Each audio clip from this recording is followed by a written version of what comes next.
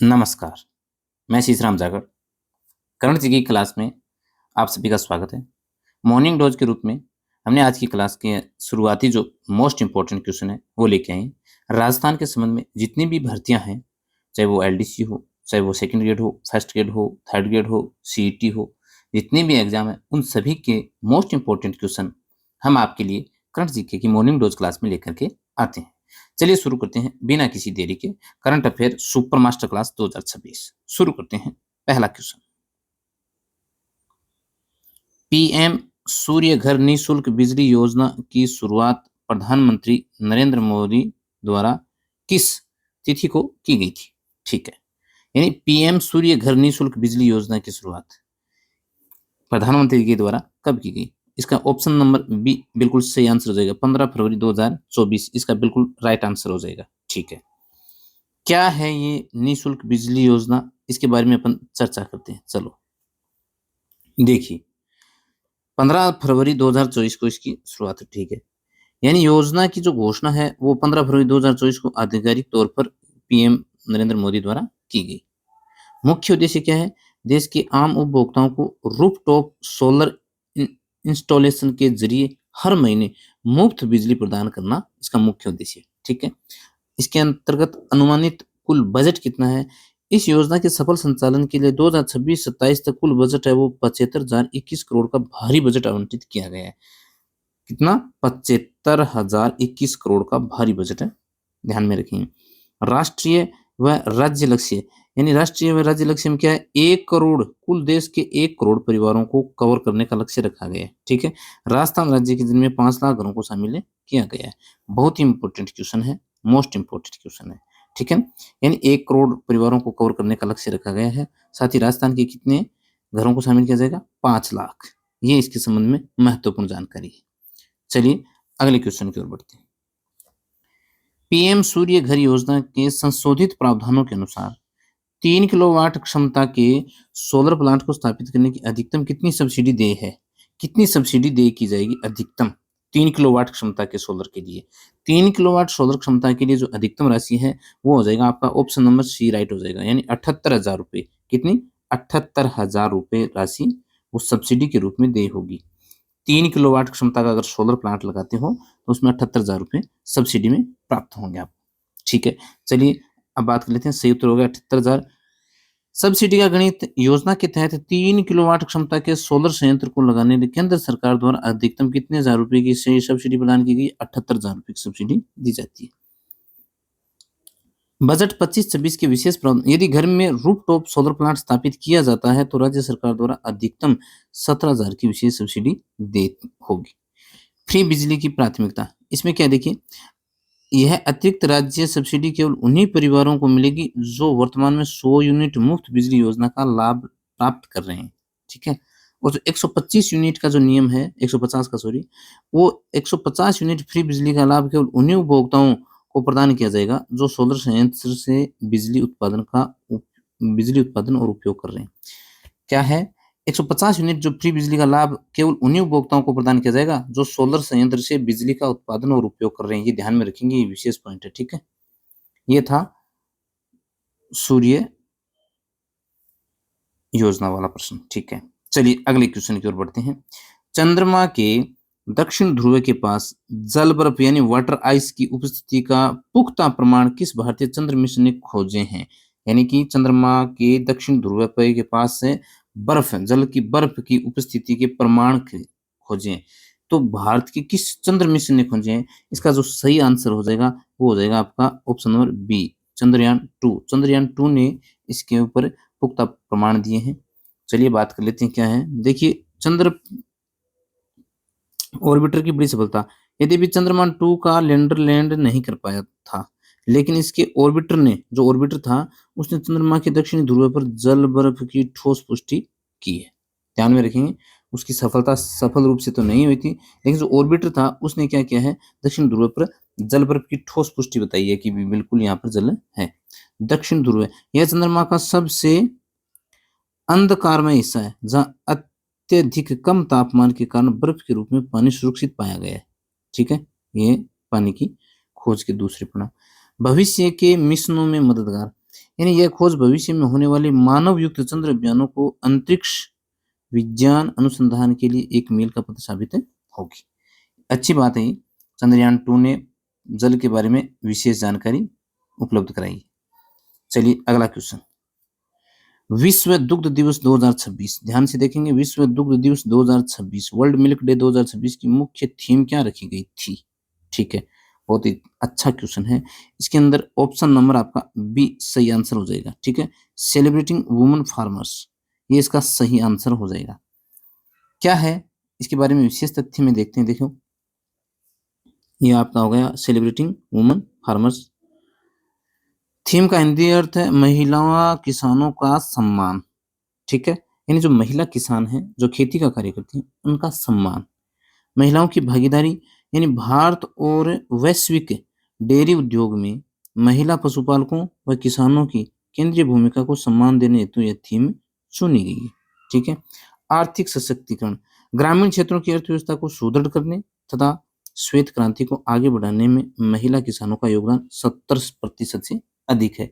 इसलिए महिलाओं के सम्मान में ये थीम इस बार रखी गई है, सेलिब्रेटिंग वुमेन फार्मर्स। बहुत ही अच्छी बात है। SRS सांख्यिकी रिपोर्ट 2024 के नवीनतम आंकड़ों के अनुसार भारत की कुल प्रजनन दर कितनी दर्ज की गई? भारत की जो वास्तव में प्रजनन दर है 2024 के नवीनतम आंकड़ों के अनुसार वो कितनी दर्ज की गई है? आपके सामने जो ऑप्शन है 2.1, 1.9, 1.8, 2.0, इसका जो सही आंसर है वो हो जाएगा आपका ऑप्शन नंबर सी, यानी 1.9। जो प्रजनन दर है वो 1.9 रही है। चलिए इसके बारे में देखते हैं क्या विशेष है। TFR का अर्थ है टोटल फर्टिलिटी रेट, कुल प्रजनन दर। यह दर्शाती है कि एक महिला अपने जीवन काल में औसतन कितने बच्चों को जन्म देती है। ठीक है, प्रतिस्थापन स्तर से नीचे। आदर्श रूप से जनसंख्या को स्थिर रखने के लिए 2.1 होना चाहिए, जबकि भारत अब गिरकर 1.9 पर आ चुका है। ये ध्यान में रखेंगे भी, थोड़ी सी गिरावट हुई है, जो कि आदर्श जो प्रजनन दर मानी गई है वो है 2.1, जबकि वर्तमान में भारत की जो 2024 की रिपोर्ट है इसके अनुसार 1.9 है। इसका मतलब थोड़ी गिरावट महसूस की गई है। सकारात्मक जनसांख्यिकी बदलाव, यह गिरावट देश में बेहतर स्वास्थ्य सेवाओं, बढ़ती साक्षरता और प्रभावी परिवार नियोजन कार्यक्रमों का प्रत्यक्ष परिणाम है। ये था इसके बारे में विशेष बात। चलिए अगला, भारत की पहली advance 3D glass core substrate semiconductor chips स्थापित करने के लिए किस राज्य ने इंटेल और 3D ग्लास सॉल्यूशन के साथ MOU किया है? ध्यान में रखेंगे, भारत की पहली advance 3D glass core substrate semiconductor chips स्थापित करने के लिए, ठीक है, तो किसके साथ MOU किया है, किस राज्य के साथ? तो इसका ऑप्शन नंबर बी सही हो जाएगा, ओडिशा राज्य के साथ है ये MOU हुआ है। ठीक है, देख लेते हैं विशेष बात, यानी भारत की पहली अत्याधुनिक 3D glass core semiconductor chips का निर्माण इकाई होगी। एक तो ये बात विशेष होगी। ठीक है, वैश्विक तकनीकी सहयोग, इसमें क्या होगा, ओडिशा सरकार ने इसके लिए दुनिया के प्रमुख चिप निर्माता इंटेल और प्रसिद्ध कंपनी ना 3D ग्लास सॉल्यूशन के साथ ऐतिहासिक द्विपक्षीय समझौता कर लिया है। ठीक है, 3D ग्लास कोर सबस्ट्रेट जो है वो सामान्य सिलिकॉन की तुलना में बेहतर प्रोसेसर परफॉर्मेंस और डेटा ट्रांसफर गति प्रदान करते हैं, जिससे भारत इस क्षेत्र में आत्मनिर्भर बनेगा। ये था विशेष, तो ओडिशा राज्य इसका सही आंसर हो जाएगा, ओडिशा राज्य ने MOU किया है। चलिए बात कर लेते हैं अगले क्वेश्चन की। हांगकांग में आयोजित 22वीं एशियन U20 एथलेटिक्स चैंपियनशिप के डेकाथलॉन स्पर्धा में भारत के राहुल जाखड़ ने कौन सा पदक हासिल किया? ध्यान में रखेंगे, हांगकांग में आयोजित हुई है 22वीं एशियन U20 एथलेटिक्स चैंपियनशिप, इसमें भारत का राहुल जाखड़ ने कौन सा पदक जीता है? भारत के राहुल जाखड़ ने ऑप्शन नंबर ए में जो स्वर्ण पदक है, इस स्वर्ण पदक को जीता है। किसने जीता है? राहुल जाखड़ ने। चलिए बात कर लेते हैं राहुल जाखड़ के। देखिए अभी हमने बात की थी, ये जो है वो 22वीं एशियन U20 एथलेटिक्स चैंपियनशिप है, ये हांगकांग में बड़े स्तर पर इसका आयोजन किया गया। ठीक है, डेकाथलॉन क्या होता है? देखो, यह एथलेटिक की सबसे चुनौतीपूर्ण बहुस्पर्धा है, जिसमें रनिंग भी होती है, जंपिंग होती है, थ्रोइंग होती है, कुल 10 विभिन्न खेल शामिल होते हैं इसमें, जिसको कहते हैं डेकाथलॉन। ध्यान रखेंगे, यानी ये सबसे चुनौतीपूर्ण मानी गई ये स्पर्धा। और ऐतिहासिक उपलब्धि क्या की है कि राहुल जाखड़ ने इस कठिन स्पर्धा में भी स्वर्ण पदक हासिल किया है, ये भारत के लिए अच्छी बात है। ठीक है, चलिए अगला क्वेश्चन, वंदे गंगा जल संरक्षण जन अभियान 2026 के तहत प्रदेश भर में नो प्लास्टिक डे किस दिन मनाया गया? यानी कि वंदे गंगा जल संरक्षण जन अभियान के तहत ही मनाया गया ये नो प्लास्टिक डे, जिसका सही आंसर हो जाएगा ऑप्शन नंबर बी 19 मई। इसका सही आंसर क्या हो जाएगा? 19 मई। इसके बारे में हमने तो एक दो बार पहले भी चर्चा कर ली है कि देखिए अभियान का लक्ष्य क्या है। वंदे गंगा जल संरक्षण जन अभियान 2026 के तहत नदियों के जल को प्रदूषित होने से बचाना इसका मुख्य लक्ष्य है। ठीक है। 19 मई को पूरे राज्य में सिंगल यूज प्लास्टिक के उपयोग को पूर्णतः बंद करने और कचरा हटाने हेतु विशेष रूप से यह दिवस मनाया गया। ठीक है। 19 मई को पूरे राज्य में नो प्लास्टिक डे मनाया गया। पर्यावरण जागरूकता, यानी कि इस दिन जन भागीदारी के जरिए प्लास्टिक प्रदूषण के खतरों के प्रति आम नागरिकों को जागरूक किया जाना ये लक्ष्य रखा गया था। चलिए अगले क्वेश्चन की ओर बढ़ते हैं। मुख्यमंत्री मंगला पशु बीमा योजना की शुरुआत राज्य सरकार द्वारा दिसंबर 2024 में किस स्थान से की गई? मुख्यमंत्री मंगला पशु बीमा योजना की जो शुरुआत है वो आपके ऑप्शन नंबर बी यानी कायड़ अजमेर से की गई थी। मुख्यमंत्री मंगला पशु बीमा योजना कायड़ अजमेर से। इसके बारे में अगर विशेष बात तो की रहे तो देखिए ये जो क्रियान्वयन जो एजेंसी है वो राज्य बीमा व प्रावधायी निधि विभाग के द्वारा प्रत्यक्ष रूप से किया जा रहा है इसका संचालन। ठीक है। योजना का उद्देश्य क्या है? पशु पालकों में के मवेशियों की अकाल जो मृत्यु हो रही है उन्हें वित्तीय सुरक्षा और बीमा कवर प्रदान करना। यानी जो अकाल मृत्यु कोई पशु बीमार होकर के या किसी अन्य कारण से मर जाता है तो उसको बीमा कवर प्रदान करना ताकि जो पशुपालक हैं उनको आर्थिक सहायता मिल सके। बीमा प्रीमियम पशुपालकों के लिए यह पूरी तरह से निःशुल्क बीमा है। इसमें किसी भी प्रकार का प्रीमियम नहीं देना है, जिसमें प्रीमियम 100% भुगतान सरकार ही करेगी। ठीक है। योजना का बजट व ट्रैकिंग, योजना के सफल क्रियान्वयन हेतु 400 करोड़ का बजट आवंटित है तथा पशुओं की कान में यूनिक आईडी टैगिंग करना अनिवार्य है। देखिए जो पशु होते हैं उनके कान के अंदर एक टैग लगाया जाता है जिससे पता चल जाता है कि इसकी बीमा हो चुकी है, ये जरूरी है। ठीक है। तो ये था आपका कायड़ अजमेर से इसकी शुरुआत की गई है मंगला पशु बीमा योजना।